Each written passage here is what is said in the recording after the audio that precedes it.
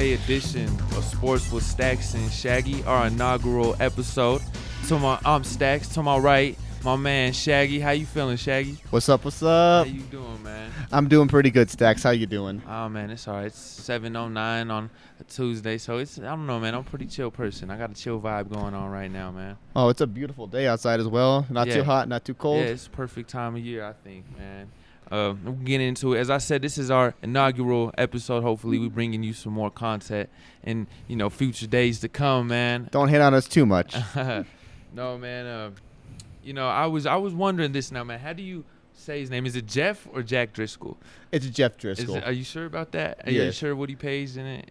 Is that Woody Page's version of his name? Well, if I wanted to call him, I'd call him Jeff O'Driscoll. It's, the Daniel Driscolls. Well, would you rather have Jeff Driscoll or a guy you demolished in Super Bowl 50 as your backup quarterback? You talking about a former MVP right there. Yeah, I mean, I don't know, man. But if you haven't heard, and it's unfortunate that we got to wait to break this news deal. We didn't break this news deal, but talk about it until Tuesday. This was news that happened Sunday. Cam Newton, we all knew this was happening, but former 2015 MVP Cam Newton joining the New England Patriots on a one-year deal, league minimum. Jake, were you shocked? Were you shocked? I mean, I wasn't shocked. I'm pretty sure a lot of people weren't shocked, but I'm just asking you that because I'm trying to find a person that was shocked. Was I shocked? I wasn't. I feel like the Patriots always make these moves where they sign these players that a lot of the NFL outcasts or feel like they're past, their better days are behind them. And then we see them going out and playing phenomenal football. Like, you get a Randy Moss for say, or you get a Wes Welker, someone that didn't do so well in another system, and then you put them in that system and they flourish. Thrive, yeah. And, I mean, he's a former MVP, as we said, and, he's been baked up. Last year only had 2 games. So, a lot of controversy when he was signed. A lot of guys had been commenting, they were happy for him because finally he got, was able to pick up a job. But there was also guys like Richard Sherman who had commented, that, it's just laughable that a guy like that, former MVP no more than 2 or 4 or 5 years ago, is only making a veteran league minimum of only 7 point something million. I'm not too sure. So I'm glad you brought that up, actually. So his deal is a 1-year deal worth $7.5 million, but there's multiple incentives in the deal for him to reach certain stats for him to collect that whole 7.5. So if he doesn't reach those numbers, he could be seen making under the 7.5. So do you have any details on those incentives? I'm pulling them up right now. My computer's being a little bit slow, but I do, if I had a guess on it, I would say that they want him to at least throw for a couple thousand touchdowns, or couple thousand yards, Hey, man. A couple thousand touchdowns. That's a long-term contract for sure. Throw a couple thousand touchdowns, man. But, what is your thoughts, though? Is it a good move for Cam? Is it a bad move for Cam? I know a lot of people were saying, there was an opinion out there that, this was a good move for the Patriots, bad move for Cam, and I'm kind of on that stance right there because, Cam, he does get the veteran league minimum. No, let me take that back. This is a good thing for Cam because now he can go out there and he can prove people, an opportunity for himself that, hey, man, I'm still here. I'm still capable of doing the things I was capable of doing in 2015. But vice versa, he can, prove to everyone and expose himself that, no, this guy, he's done. He's completely washed. You know what I mean? So, this is up to Cam now. This is his chance to show the world that he still got it. The Patriots to, show him that he could be signed to a long term, or to show everyone and expose himself that, no, I'm washed. So, to me, I feel like it's a great deal for the Patriots, but I feel like it's a bad deal for Cam Newton. I feel like the scheme in place in front of him in New England fits a precision passer and doesn't really fit the skill qualities of a running quarterback, especially one of Cam Newton's, abilities. Well, you have Josh McDaniels there who once upon a time drafted the running quarterback in Tim Tebow. And, he didn't really get a lot of, time calling plays for Tebow because he was fired, the same year he drafted him. But the reason why McDaniels drafted him is because he kind of felt like, the stuff I could mix up with this kid and his play style, it would just be wonders. And now he got that in Cam Newton. What I'm thinking with Cam Newton, he's going to do everything that he wanted to do with Tim Tebow. Now, put that to an extent that Cam Newton is in his 10th year, or is what is his 10th year going in? This is his 9th season. In all 9 seasons, he is 8 seasons healthy and 9 seasons in the NFL. Yeah, and so, to that extent, Cam Newton is in his ninth season. Tim Tebow was in his second season. It's easier to draw up, running plays for a mobile quarterback when they're definitely in their younger days. How do you think Josh McDaniels is going to play Cam? So I have no question in his athletic ability. I believe he's one of the most athletically gifted quarterbacks we have ever seen and physically gifted quarterbacks we have ever seen. I'm not worried about that. I'm more worried about the receiving core around him. When I see the receiving core of New England, I see a lot of shallow crossing routes. I see a lot of drag routes. I see a lot of outs and ins. I see a lot of precision routes. When I see Cam Newton, he's a home run hitter. Mm-hmm. He's throwing the big ball. He's having 2 to 3 play drives. He's not having 10, 12, 13, 15 play drives. He's having a little run here and then a deep shot down the field. And if you looked at the receivers in Carolina, he had the perfect receivers for that. I just don't see a receiver in New England that's going to fit with his skill set outside of Damiere Byrd, and that receiver is their fourth string receiver. I mean, you don't think N'Keal Harry could at least make – I mean, he was hurt all year. N'Keal Harry was supposed to be that young receiver, make a breakout, in that Patriot do-your-job system. You don't think he can at least make more of an appearance instead of a cameo compared to what his first year was like? So N'Keal Harry's 40 time was a 4.59. He's not exactly someone that's going to get behind you and he's going to burn you. He's, I'd consider him more of a possession receiver. I mean, he's not going to be someone that's going to be outrunning, corners. He's going to be someone that's going to be trying to get open with his route running and, making spectacular catches because he was making spectacular catches at Arizona State. And I will give him that. He's a heck of a, player catching the ball, but I don't see him running past, many people. I don't really see any of those receivers for the Patriots outside of Damiere Byrd running past defenders. I mean, like I said, you have a lot of, ins and outs, drags, shallow crossers. Yeah. You have a lot of, maybe the occasional post route, but you don't really see that out of the, receivers from New England. You see a lot of underneath. So you said it's Jack Driscoll, right? Jeff Driscoll. Jeff. I don't need to remember the name. He's not important. But we opened the show up talking about him, and I wanted to open it up like that because that's the Broncos' current quarterback. Backup quarterback. Backup quarterback. Would you think Cam Newton, would it be fair for Cam Newton to, come in Denver and if you say, Drew Lock beats him in, quarterback competition, should Cam Newton ride the bench? And, Cam would probably have a sour taste in his mouth if he was backing someone up, when healthy. You know what I mean? So how do you think that would work out if he came to Denver? Well, to add on to that, before I answer your question, is I also feel like if they sign Cam Newton, Drew Lock's going to be looking over his shoulder all the time because he has a former MVP sitting on the bench. He's going to be looking like, are you guys going to be starting this guy? If I have one bad slip up, throw a couple interceptions, are you going to start him? But I believe the Broncos should have signed him. I believe the Broncos should have signed Colin Kaepernick 4 years ago. But the stigma that surrounded his name was just.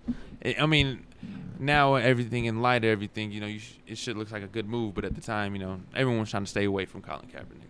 For sure. No, with Cam Newton, you said that Drew Lock would be, having this guy looking behind. This is a former MVP. But also, this is a guy in the last season has had foot surgery, shoulder surgery. Like, man, a guy who's banged up and pretty much washed. I mean, you shouldn't feel too much of a threat. Now, not take away anything from Cam, but the style that he plays quarterback at is it's very physical. And, I don't think that, a football career would last long, that kind of play style for a quarterback. So let's say that the Broncos signed Cam Newton. They have 2 injury-prone quarterbacks on their roster at this time. Well, I mean, we're looking at them. Drew Lock is not injury-prone. They were being safe. They pretty much did what the Sixers were doing in the NBA. But what I'm saying, to add on to that, so say both of them gets hurt, I mean, are we going down to like the third string quarterback? It's going to get down to Jeff Driscoll at that point. So, and like you said, Cam Newton plays a very physical style. Like, I better learn his name soon, huh? We might. We can just call him the Driscoll. The Driscoll. No, man.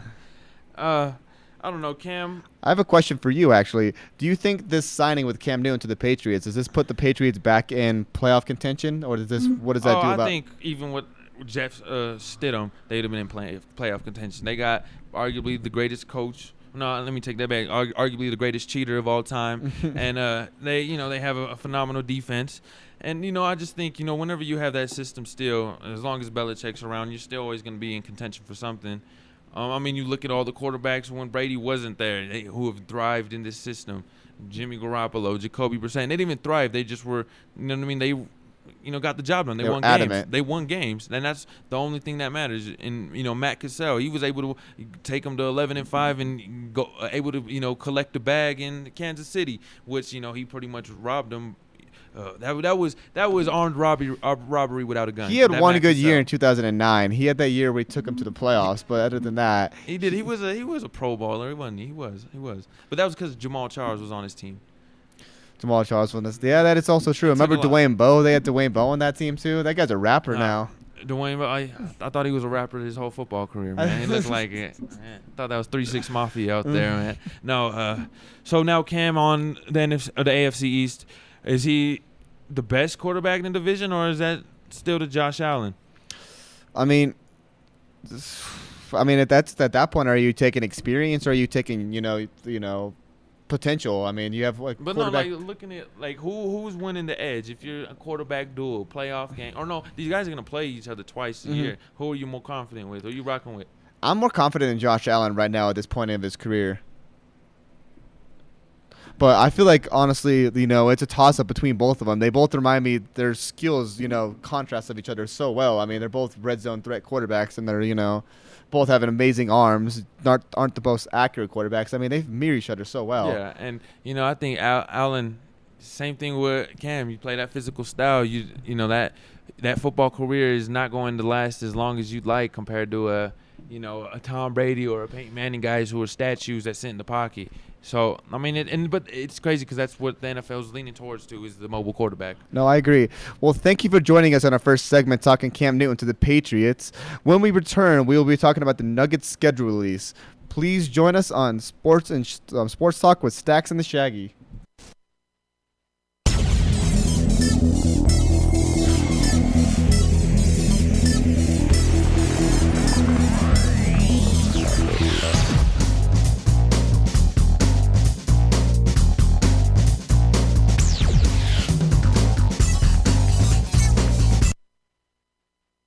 What does it take to be on air? It's not just the personality, though it does help. It takes drive, creativity, passion, and the willingness to develop yourself and truly find what makes you special. At Go Mile High, students are given this chance to become something great. You never know. Someone you're hearing right now could be the next big thing, and you could be the first to know how it all started. So keep listening, because you never know what's next on GoMileHigh.com.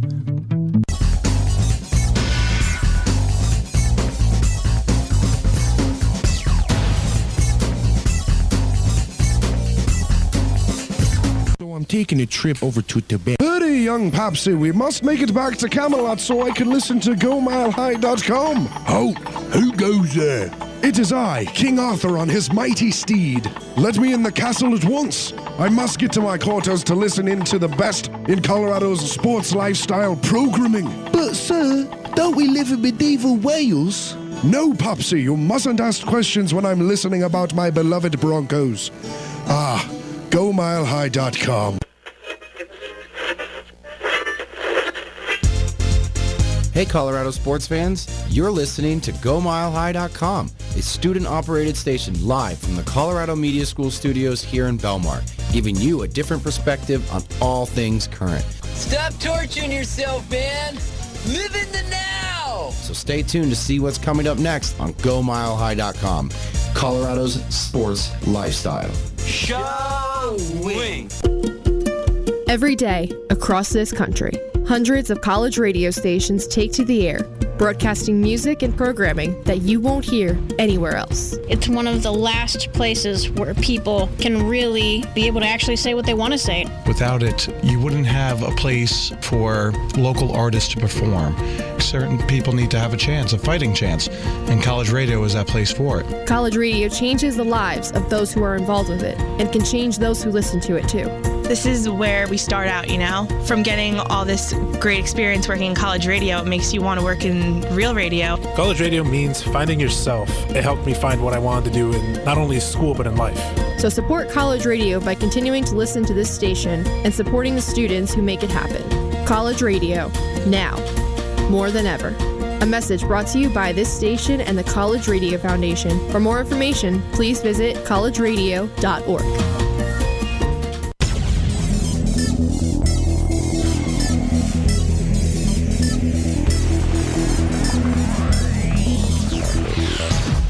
Welcome back to Sports Talk with Staxx and Shaggy. Right now, we're about to get into the Nuggets schedule release, which was released about, say, 4 or 5 days ago. But we're going to get into it, and we're going to talk about, the difficulty of it, the chances of the Nuggets of moving up in seeding. Who do you want to see? But let's first get into that schedule. So, Amato, what do you think? Do you think it's, an easy slate for the Nuggets? Do you think it's a harder slate? What is your opinion on that? I mean, it's definitely harder. You're playing dang near. Are we good? We good. Having a little difficulties now, man. I feel it's definitely harder for them, for sure, harder than the average schedule compared to other teams out there. But I mean, I think we was talking about last night, man. It's honestly a blessing in disguise to have a harder schedule because, with the playoffs coming up, you're going to want to be war ready. You know what I mean? You want to be battle tested. You're going to hit the ground running if you play these tough teams before the playoffs hit, I feel. And I think that's the advantage the Nuggets are going to have. You play Utah twice, who, they're a scrappy team. They're never easy to play. You play, I think your first game you start off with Miami, another scrappy team. You play both LA teams. I mean, these are all teams that are, and you have a playoff berth, before the season was postponed.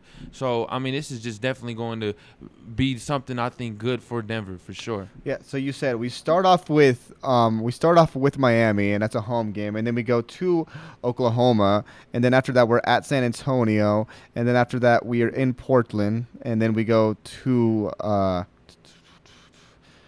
then we go to the Utah, and then we go to the Lakers, and then we have the Clippers, and then our last game is with Toronto. Former champs. I mean, those are.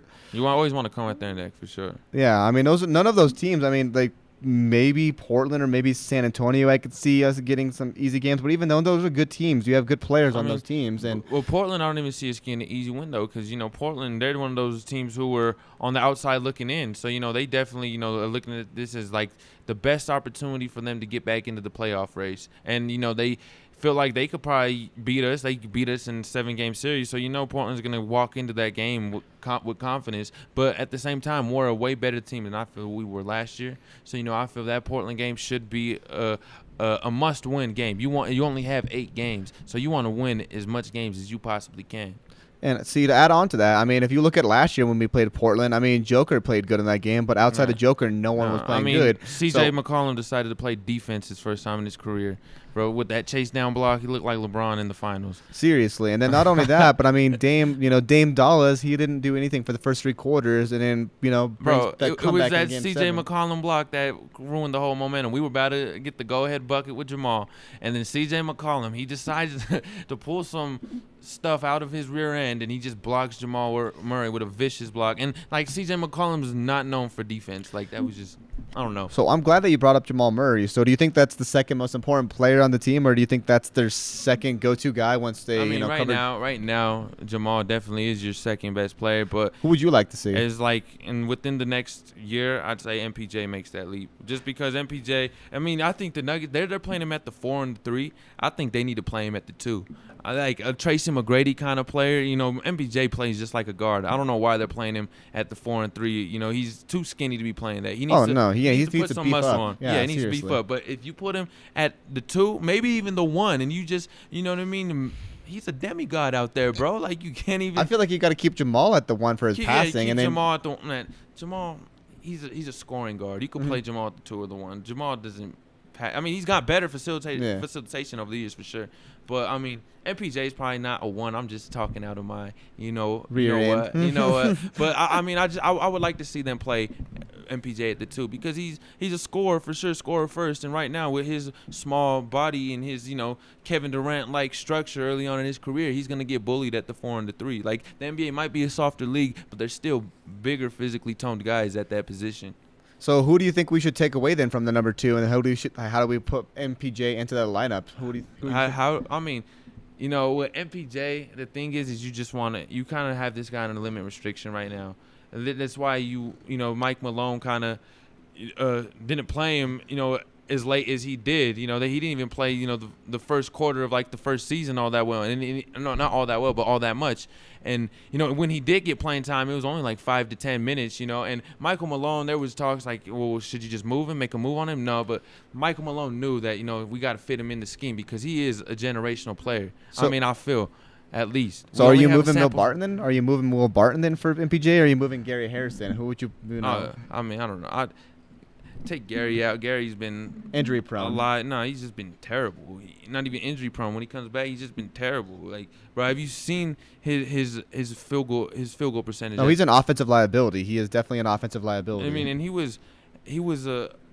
is a good perimeter defender, but with the recent injuries that he's had, I mean, he just hasn't been what he was. His production has dropped from what it was last year, and I think his production last year dropped from the year before that. So he hasn't been getting any better. I mean, definitely injuries had a lot to do with it, but he still has chemistry with Jamal and Will Barton. People don't understand that chemistry goes a long way. Being familiar with playing with someone compared to someone else that you haven't played with all that much goes a long way with the impact of the game. So I want to get back onto the schedule release. So we talked earlier about how it's one of the hardest schedules out of the NBA playoff schedules. Do you think that this will battle test the Nuggets, or do you think this is good for the Nuggets? Or oh man, as I was saying earlier, I think it's great. At first I didn't really like it. But then when you think about it in hindsight, it's only 8 games. You play these 8 quick games. I mean, as soon as the 8 games are over, I believe they're going to try to get into the postseason. So it's not like, you're getting a break. I mean, how I relate it to is like, when you're in the NFL and you get that first round bye, and you're just sitting around and, you know what I mean? You're just doing whatever. You're just relaxing while that other team is already hit the ground running. They have already built momentum into, playing you within the next week. That's how I feel with the Nuggets. It is they have already these playoff caliber teams they're already playing.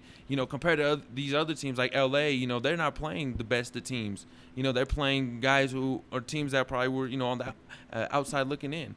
see, when I look at it like the Nuggets were on a kind of a cold streak when we, canceled. We can all agree on that, right? The Nuggets were kind of on a cold streak. Jamal wasn't. Not a cold streak. I mean, they beat Milwaukee only because they lost to Dallas by double figures. And not only that, they lost to Golden State. I mean, but they also lost to Detroit. There's a running trend in the NBA and in all sports almost is that a lot of teams underestimate those terrible teams. You know what I mean? And it's just. I mean, look at the Celtics. The Celtics lost to so many terrible teams on their home court. They lost to the Spurs. They lost to the Detroit Pistons by, double figures, too. So it's a running trend in the NBA for sure is that they underestimate those other terrible teams. Especially the Nuggets. I mean, the Nuggets play down to their opponents all the time. I mean, we could play Milwaukee, like you said, and we have 7 players score 10-plus points, and then we play, Golden State, and we can't get a shot in. Yeah, it's a funny thing, and I feel, you got to play every team the same even if they're, 23-8 or if they're 8-23. You got to play them the same. Well, agreeably. I mean, it's any given night, it's any given Sunday. I mean, these are professional athletes. They can make these plays.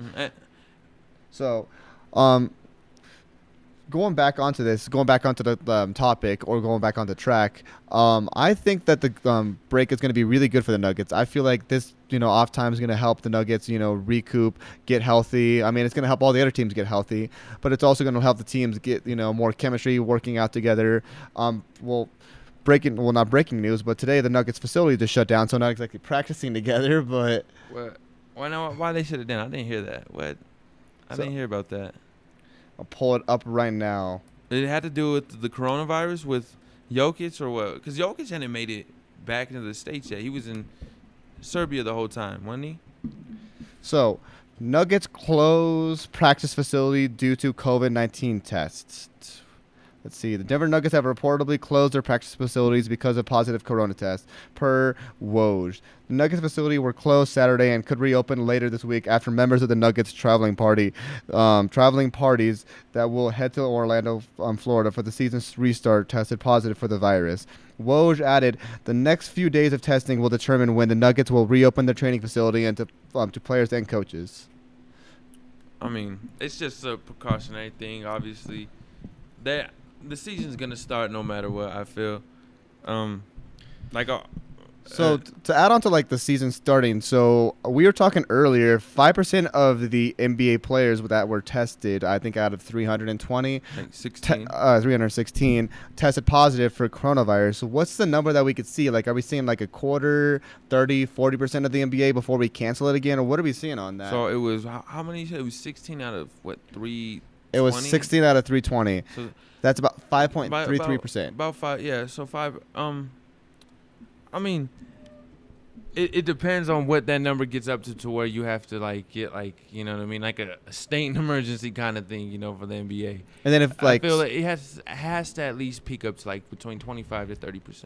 And then what are we going to do about players like, you know, I mean, Joker already tested positive and he's, you know, a perennial, an all-star. But what happens if we see like a LeBron or a Giannis, literally the face of the league, test positive? I mean, are they going to hide that or are they going to, It's going to suck, but I think the league will still go on with play. Don't be surprised if you see, you know, guys, the NBA champion be, you know, a roster full of guys who were playing on your local rec league last year. You know what I mean? Because like it's just gonna be, I think, a turn of events for sure. I think there's gonna be a lot more players that end up deciding to sit out. So does that mean as with the team, so we're going to call it the COVID Cup. So does that mean if a team wins the COVID Cup, are we going to put an asterisk around that? We were talking about that last night. I mean, as a Nuggets fan, would you be proud of that championship? I mean, like. I mean, it's a championship that represents your city, but it also it's going to say 2020 champions, and you're going to remember 2020 for not so good stuff. You know what I mean? So, I mean, I don't know. You got to take pride in it. I guess you feel obligated to because that's your squad, that's your city. Winning the Larry O'Brien trophy, but at the same time, man, like it's gonna be like a fluke championship. Yeah, like I said, it's gonna have an asterisk around it. I mean, I don't see, you know, I mean, like you said, you could see a team of all G League players winning it, but that's going to wrap it up for our Nuggets talk. We are going to get into more basketball on our next segment. The Lakers have a new player that they're signing, and he is off the Henny. This is Shaggy, and we got Staxx, and we got Dan, the man behind the board. Thank you for talking with Sports Talk. We'll be right back. Every day, across this country, hundreds of college radio stations take to the air, broadcasting music and programming that you won't hear anywhere else. It's one of the last places where people can really be able to actually say what they want to say. Without it, you wouldn't have a place for local artists to perform. Certain people need to have a chance, a fighting chance, and college radio is that place for it. College radio changes the lives of those who are involved with it and can change those who listen to it too. This is where we start out, you know, from getting all this great experience working in college radio. It makes you want to work in real radio. College radio means finding yourself. It helped me find what I wanted to do in not only school but in life. So support college radio by continuing to listen to this station and supporting the students who make it happen. College radio, now, more than ever. A message brought to you by this station and the College Radio Foundation. For more information, please visit collegeradio.org.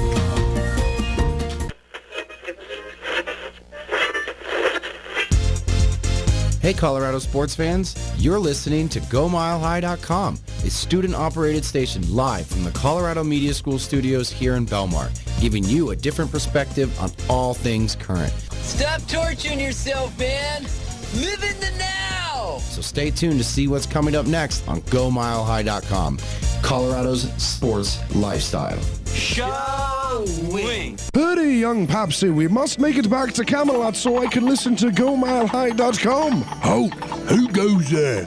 It is I, King Arthur on his mighty steed. Let me in the castle at once. I must get to my quarters to listen in to the best in Colorado's sports lifestyle programming. But, sir, don't we live in medieval Wales? No, Popsy, you mustn't ask questions when I'm listening about my beloved Broncos. GoMileHigh.com. Every day, across this country, hundreds of college radio stations take to the air, broadcasting music and programming that you won't hear anywhere else. It's one of the last places where people can really be able to actually say what they want to say. Without it, you wouldn't have a place for local artists to perform. Certain people need to have a chance, a fighting chance, and college radio is that place for it. College radio changes the lives of those who are involved with it and can change those who listen to it too. This is where we start out, you know, from getting all this great experience working in college radio. It makes you want to work in real radio. College radio means finding yourself. It helped me find what I wanted to do in not only school but in life. So support college radio by continuing to listen to this station and supporting the students who make it happen. College radio, now, more than ever. A message brought to you by this station and the College Radio Foundation. For more information, please visit collegeradio.org. What does it take to be on air? It's not just the personality, though it does help. It takes drive, creativity, passion, and the willingness to develop yourself and truly find what makes you special. At Go Mile High, students are given this chance to become something great. You never know. Someone you're hearing right now could be the next big thing, and you could be the first to know how it all started. So keep listening, because you never know what's next on GoMileHigh.com.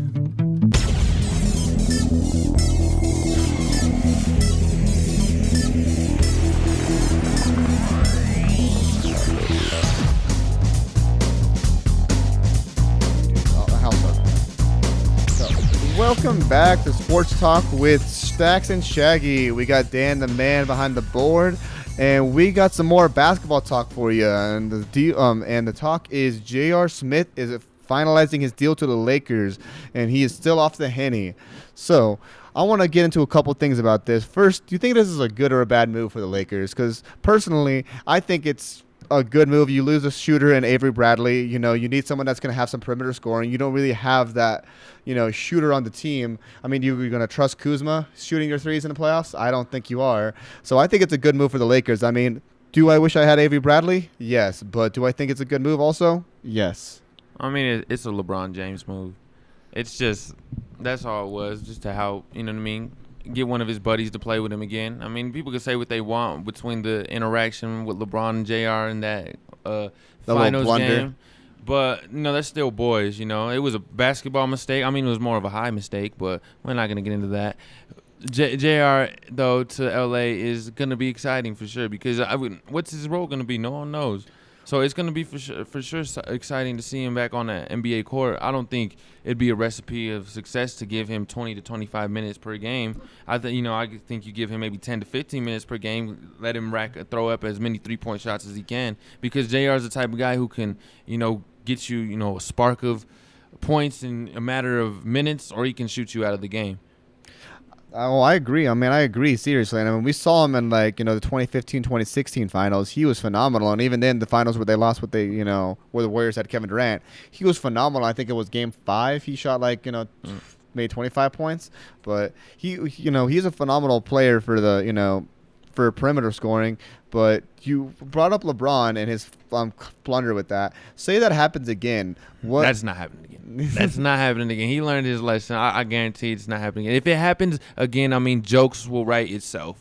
Bro, how do you do something like that twice? You didn't learn come on now. And plus, it's going to be hard to find yourself in this scenario again where J.R. Smith gets an offensive rebound on the free throw.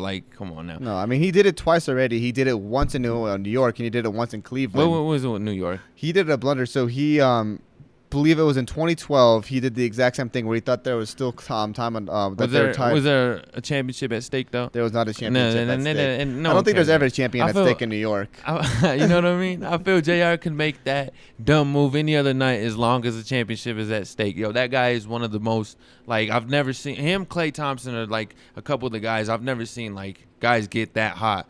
Bro, when they get hot, they're on. They're not missing. Bro, it's just so crazy. So, J.R. Smith does have a legacy of blunders, but I also feel he has the legacy of being one of the best, spot-up shot makers and even off the dribble shooters. I mean, just one of the best shooters, period. No, and he proved that. He proved that in Denver. I mean, him in Denver. I mean, we all know as Nuggets fans. I mean, we loved him on those teams. And, and this is, I think, something that goes underrated a lot. But his athleticism. And maybe a lot of people know who J.R. Smith is and they think athleticism, but I don't think they do. I think they think of just strictly three-point shooting, J.R. Swish. But if you don't realize this guy's athleticism, his time in Denver, I mean, go back to that dunk on the Spurs. When, had the call, I think it was Kevin Harlan. And he's oh, we just saw a man fly. No, every time you saw J.R. Smith dunk, man, you saw a man fly. He was the real deal for sure. And he had some, memorable dunks in New York. I think you remember that alley-oop. It was a reverse alley-oop from a half court. I mean, he's ridiculous, man. Ridiculous athlete for sure. No, seriously. And if you look at his stats, I mean, the man's averaging about at least 10 points a game over 10 seasons. I mean, he even has a season in there where he's averaging 18 points a game and as well as 5 assists. I mean, that's, And to, talk about his athletic ability to go back onto it, in high school, if basketball wasn't his go-to sport, that was football. He got a number of scholarships to play football. I don't remember what position he was. Said that he was, was his that he played. But I just remember that, the reason why he decided to go the basketball route over the football route is because, he was trying to take care of his family right away, But imagine if he just stuck in, with the football route. Imagine what he could have become, a 6'6" receiver, a Calvin Johnson type of guy, just Randy Moss and people all over the field. Man, he's a hell of a talent for sure. Oh no, he is. He is a heck of a talent. I mean, seriously. I just have an article. Your favorite J.R. Smith moment when he was in Denver. That's a hard one. I mean, he was over here for like 5, 6. Oh my God. Man, my favorite was when they was fighting the Knicks, and sissy ass Carmelo was running from Nate Robinson, and JR just started wailing on. Hey, everyone makes Carmelo look tough in that Knick brawl, but Carmelo was looking soft. He didn't want to get hit. JR was the one throwing hands. Oh, he was, man. Yeah. I mean, that's a hard one for me. I could think of so many. I could think of 3 different ones that I'm like. Hey, I call Carmelo a sissy, even though this guy could probably knock me out like in a heartbeat. Bro, that's a luxury of being, a guy behind the mic. You can just say whatever you want. Man, saying on that, I would like to see some of these basketball players hop in a UFC fight. I mean, see what happens there. Shoot, man. One of the guys, he's an MMA fighter. He does it like in his spare time. He's like badass. I can't even think. The guy that works here, Tanner Freeze? No, he don't work here. He's in the NBA. He's in the NBA. I'm trying to think, man. It's not Mike Scott.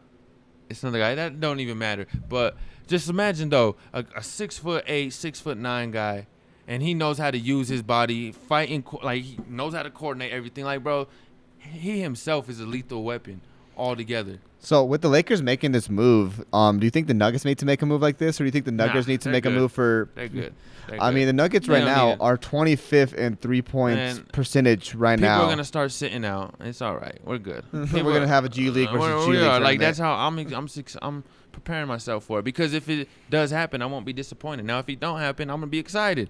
But I honestly think there's gonna be more people to start sitting out. You're gonna get, I wouldn't say LeBron James is, but you're gonna get your like the guys who make the game exciting.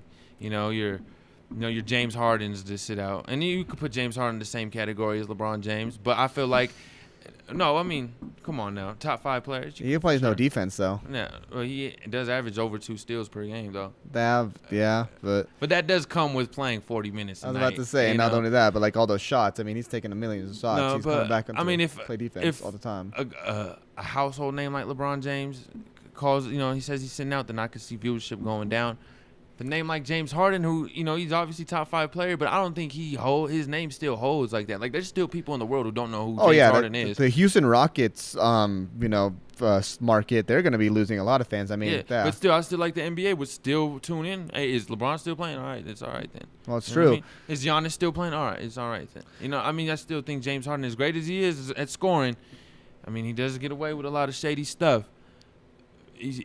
People are not gonna pay to see. I know they're gonna pay to see him, but if he was sitting out, they'd be all right. So going back onto that, I mean, if we see players testing like that, I mean, it has to have an asterisk around the championship. I mean, there's no way that players of that magnitude go down and you. Sorry, but you still see, I don't know, like I said, if you see Washington win the championship and, we have none of these players that are, out there, I mean, it's basically the G League. I mean, you have to put an asterisk. Are you watching? Are you watching? Oh, I'm watching. Oh, I'm watching no matter what. I mean, I like the G League. I like college basketball. I mean, come on. It's all right. I love watching Nebraska lose almost half their games. I won't watch college till March Madness. I won't watch no college sports until championship season. Like same with football. Like I love college football. I like watching college football, but like at the same time, it's such terrible football. Like there's no defense. It pisses me off a lot, man. If there's no defense and there's no offense, like, bro, it's just, you know what I mean? But unless you're watching the SEC, then right there, then you get some good entertainment. I don't know. They have some good games out of the Pac-12. I remember a game last year where UCLA was, down 30 points to Washington State, and Anthony Gordon, the quarterback for Washington State, ended up throwing like 9 touchdowns and still lost. Bruh, UCLA won that game. That's because there's no damn defense in college. There's not fun watching college football, man. There's no defense. There's no And if there's, like I said, there's no defense, there's no offense, man. Have you seen an Army versus Navy game?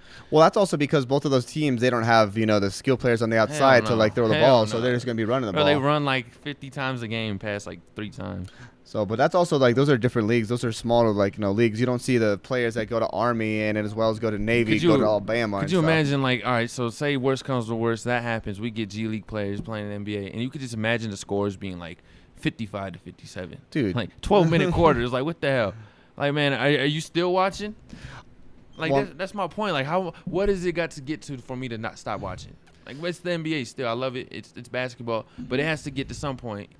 I feel like the point that it has to get to is you see two teams that shouldn't be in there playing for a championship, because at that point that it's like this isn't real. I mean, we have no LeBron, no Joker, no Giannis. You don't have any of these players out there that are big players. You know what's gonna be hilarious is like, all right, say all the star players sit out, but like a guy like Marcus Smart still in. And he turns out to be like the finals MVP and shit. And man, he's on a high horse. He's on a high horse, man.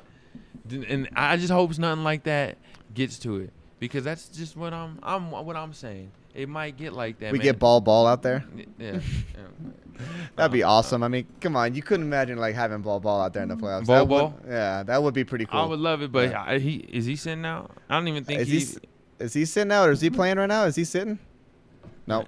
So he's not even an X factor. It'd be cool to see him come, but I don't know, man. It's a lot of question marks still. It's still the opening, the start of the NBA is still a month away. A lot of stuff could happen between that time, and I'm keeping my fingers crossed, because I'm hoping to be wrong in this. I'm hoping that we still have our stars by the time the season comes, and not by the time the season comes, but by the time the playoff comes.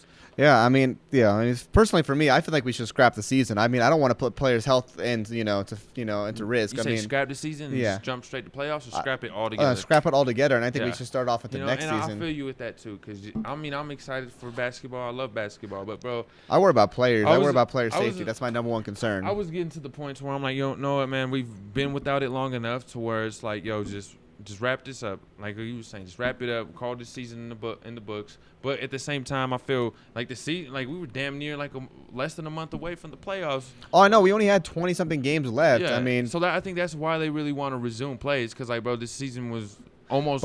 You know what I mean? It was almost over. Like. But to add on to that argument, if you look at where the Nuggets were, I mean, we touched it in the last segment a little bit, but I mean, the Nuggets weren't doing so well towards the last couple of games. So I mean, say the season they were doing just fine. If you beat the top seed in the other conference, you're doing just fine. Yeah, but you also lose to the Warriors. I mean, but we went over this though. Like, bro, there's those games that you just play those terrible opponents everyone underestimates. So if we're playing with that same chemistry, I mean, I don't know. Do you see? They show up to play when it's a real opponent. They show up to play. You already know the Nuggets will. When it's a sorry team, I mean, this is like every game. They either are gonna lose to them, or they're gonna have a close game that shouldn't be close. Like, bro, they've lost to the Bobcats, lost to the Warriors, they've lost to the Pistons, lost to the Cavaliers. Like, they just lose to teams they shouldn't. And there's other teams out there just like that. Like I was mentioning the Celtics. That's what I'm saying. Like, if they have one of those games in the playoffs, I mean, like, right now we are currently seeding. We're playing against the Rockets, and if we have one of those games in the playoffs against the Rockets, I mean, I could see easily James Harden getting 40, 50 points. I mean, in that game, that's it's scary. I mean, we don't have much perimeter defenders besides Harris and. No, you got Torrey Craig. I mean, you put Torrey Craig on James Harden. And you don't have Jamal Murray get embarrassed by James Harden again and get crossed up. That's so what. We put in Jamal and Russell Westbrook then? No, why? That's what I'm saying. Who are we gonna put on Westbrook then? You just play zone on Westbrook. You're good. And you dare Westbrook to shoot the ball. That's what it is. I that's all wholeheartedly it is. You just space him. That's all. I mean, I'm not too worried about the Rockets. They're playing small ball. We're good. We're gonna eat the boards up on them the whole night. I don't know what's going through their mind trading Clint Capella when they did, and they even got rid of Tyson Chandler. No, I think Tyson Chandler is actually their only big guy. Hey, is Tyson Chandler still with them? I don't believe that they have Tyson Chandler. Either or. But even then, if he was, they were not going to play Tyson Chandler a substantial amount of minutes where he was going to make a difference in the game. They're playing small ball. They're going to get dominated. I'm sorry. I think the only reason why the Warriors were able to play is because of the shooters that they were able to surround, on the offensive side. No, it's very true. So we're going to wrap up this topic. Stay tuned for the next topic. We are going to be getting into a little bit of baseball and a little bit of over and unders on the Nuggets and Broncos and a couple players. Please stay tuned to Sports with Staxx and Shaggy.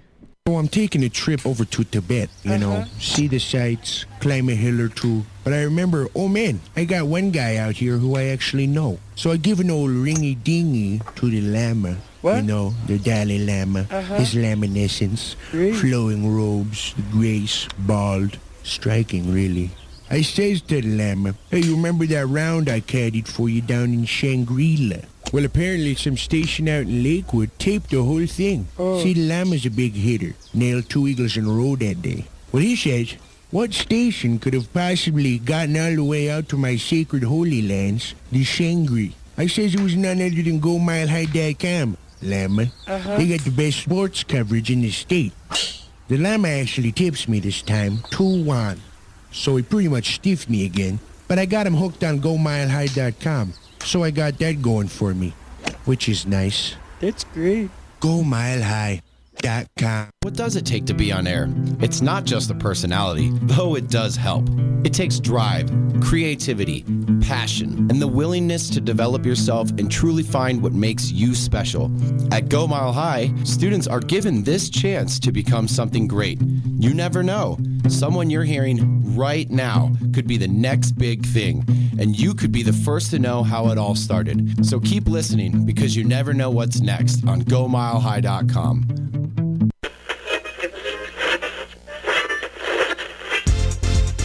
Hey Colorado sports fans, you're listening to GoMileHigh.com, a student-operated station live from the Colorado Media School studios here in Belmar, giving you a different perspective on all things current. Stop torturing yourself, man.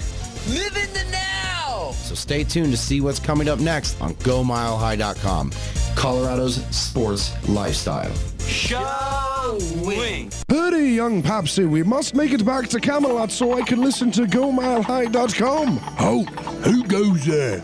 It is I, King Arthur on his mighty steed. Let me in the castle at once. I must get to my quarters to listen in to the best in Colorado's sports lifestyle programming. But sir, don't we live in medieval Wales? No, Popsy, you mustn't ask questions when I'm listening about my beloved Broncos. GoMileHigh.com. So I'm taking a trip over to Tibet, see the sights, climb a hill or two. But I remember, oh man, I got one guy out here who I actually know. So I give an old ringy-dingy to the Lama. What? The Dalai Lama, his laminescence, flowing robes, grace, bald, striking really.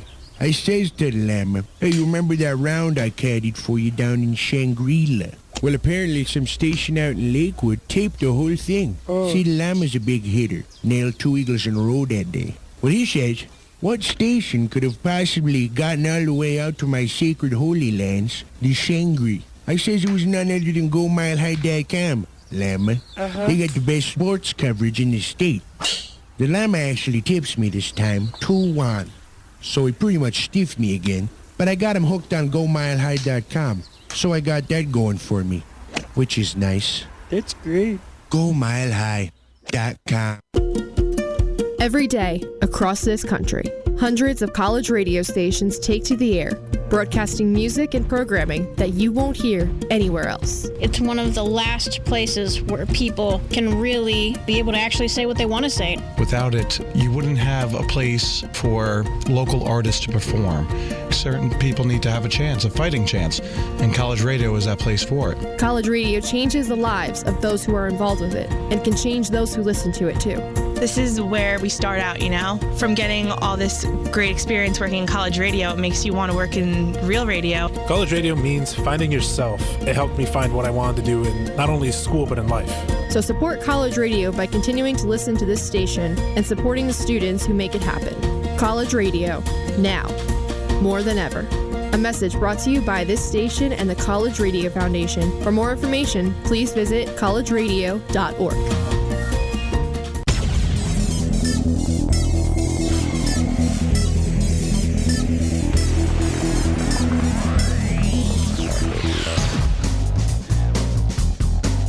Over, man. 7:58, last segment of the show. How you feeling about that, Shaggy? It's always the worst part. It is, man. I don't want to say goodbye, but at the same time, I don't want to say hello. How do I say goodbye? All right, my bad for my terrible singing. I'm sorry. I know this ain't music radio. This is sports radio. I don't know if we have that song licensed, so you got to sing it. No, we can have Dan in the back singing it or cue it up. No, man. So in recent news yesterday, you may have all heard Ian Desmond. Rocky made some national news, not just local news, but him deciding to sit out the MLB season. MLB coming out last week saying that they will resume play of a 60-game season. Rob Manfred saying, after having a lot of controversy, saying that we're going to start a season, then saying we're not going to start a season, now ultimately concluding that there will be a 60-game season, which Ian Desmond will sit out of. Joining players like Mike Leake, Ryan Zimmerman, and Joe Ross. Ian Desmond, out of all of them, though, the other names that I had mentioned, they're sitting out because, COVID reasoning. Ian Desmond has gotten on to more of a personal stance of why he's sitting out with, everything that has gone into light with the George Floyd situation and, him just out there pretty much being, I would say, being like kind of or somewhat of the MLB's some of what the MLB's Colin Kaepernick. He came out with the long 9-page Instagram post, pretty much just elaborating and, talking about his concerns about the social injustice that holds within the Major League Baseball. He's forfeiting $5.5 million sitting out. The Rocky off of a 5-year, $70 million contract he had signed a couple years ago with Colorado. Jake, what do you think about him sitting out? Do you think, this is something that needs to be done? It's obviously happening because of the social injustice. He's not sitting out for COVID. I mean, he did mention he was sitting out a little bit because of that, safety for his, his kids. He mentioned his family at home, but also mentioning the social injustice that is surrounding the MLB. What is just your thoughts and your opinion? So I actually love the move, and I love the stand that he's taking. I mean, as an athlete, you have this platform that not many people have, and you can use your platform to get this message out to the masses, to people that, even though they don't want to see it. I mean, yes, I get you're watching a Rockies game, but, there's still stuff going on in this world that we have to be aware about and we have to talk about. And I feel like with him doing that, it's, pushing the button, pushing, people's buttons, trying to, get under their, trying not exactly get under their skin, but trying to get to people to be like, hey, these things are going on in the world. They may not be going on in your community, but going on in communities in America, and this isn't right, and this needs to be fixed. And I feel like he's saying, all right, the only way I can see it getting fixed is for me to sit out. And I would honestly, weird to say this, but I would love to see other players doing this in the NFL, the NBA, NHL. I would love to see this. I mean, this is the only way that we're going to get people to do this. I mean, violence is not going to be the answer. We need to speak by, standing up for what we believe in. They call baseball America's pastime. Well, I think it's time for them to get it with the program. Yeah. There's only a 7.7% of players in the MLB are of African descent. And I say African descent, don't say African American descent, because majority of those players are from the Dominican Republic, Cuba, countries that, Afro-Latino, so, I think of, how what that number drops to when you actually think of African Americans. You don't really have too many of African Americans in, Major League Baseball that, as I said, descend from American, ethnicity or whatever you'd call it. I could think of D. Gordon as a few. I can't really think of, I'm not a big baseball nut, but, I just think, just that low number itself of only having 7.7% of, players from African descent in the league is just something that is just, it's kind of despicable, because we're in the day and age of where, what Jackie Robinson, integrated baseball dang near 70 to 80 years ago, and there's less than 10% of players of minority descent playing in the league. So do you see with those players, I mean, do you think they want to play with their owners? Because, I mean, a lot of these owners are 80, 90-year-old white guys that, have, again, they don't really know what, being racially profiled. They don't know any of this stuff with, how it is. So hold on. No, don't mean to cut you off, Jacob, but, does this now, like how the politics of the MLB, does that have a lot to do with players like Kyler Murray and Russell Wilson choosing football over baseball? These were guys who were drafted. Kyler Murray was a first-round pick.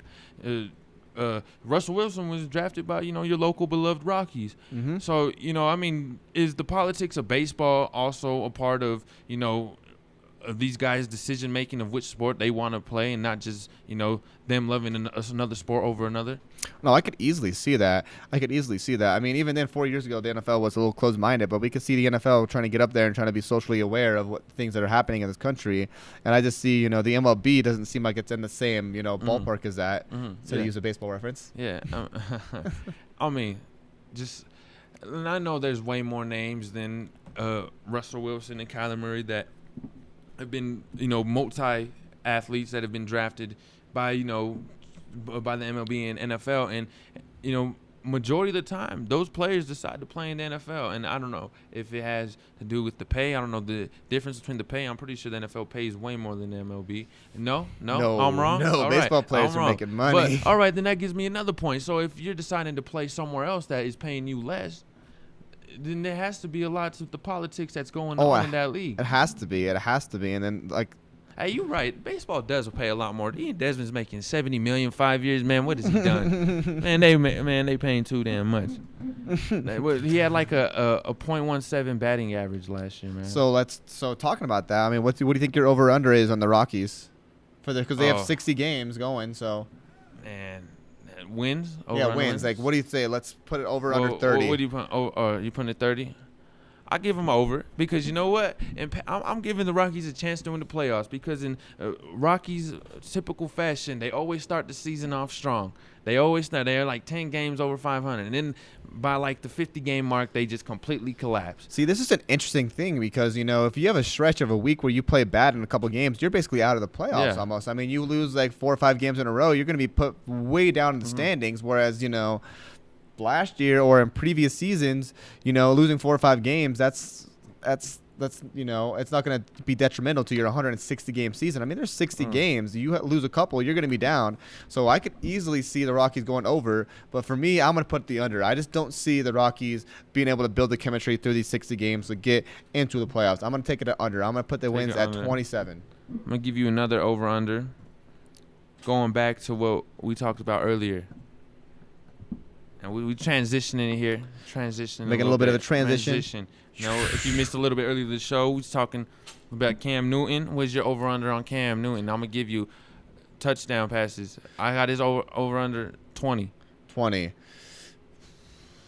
I could see him throwing – man, if he stays healthy, I could see him throwing over 20. But if he doesn't stay healthy in that system, I could see him throwing under 20. But if we're going to see a healthy Cam Newton, I could see 23 to 24 passing touchdowns. See, I'm on the same stance with you, and I don't think he's going to be healthy. And I'm not saying that he's going to miss half the season, but I do feel like maybe a good 4 to 3 games he might miss.